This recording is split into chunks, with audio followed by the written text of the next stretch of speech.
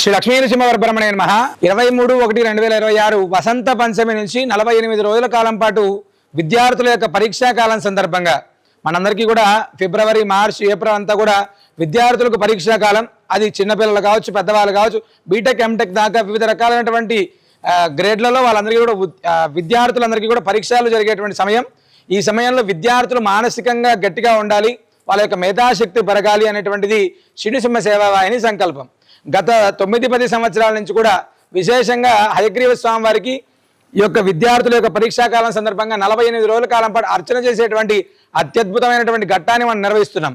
ఈ సంవత్సరం కూడా వసంత పంచమి నుంచి 48 రోజుల కాలం పాటు ఈ యొక్క విద్యాలక్ష్మి సమేత హయగ్రీవ స్వామి వారికి, అదేవిధంగా కోరిన కోరికలు తీర్చేటువంటి కల్పవృక్ష నరసింహ స్వామి వారికి విశేషమైనటువంటి ప్రాతకాలంలో అర్చన జరుగుతుంది. మీరు చేయాల్సిందల్లా ఏంటంటే మీ కుటుంబంలో ఉండేటువంటి విద్యార్థులు ఎవరైతే ఉన్నారో వాళ్ళ గోత్రము, పేరును స్క్రీన్ మీద కనబడేటువంటి నెంబర్కి వాట్సాప్ ద్వారా పంపించండి. దీనికి ఎవరు కూడా ప్రత్యేకంగా కాల్ చేసి చెప్పాల్సినటువంటి అవసరం లేదు. కేవలం వాట్సాప్ ద్వారా ఆ విద్యార్థుల యొక్క పేరు, గోత్రాన్ని పంపిస్తే వసంత పంచమి నుంచి అర్చన చేయడం ప్రారంభమవుతుంది. సర్వే జనా సుఖినో భవంతు.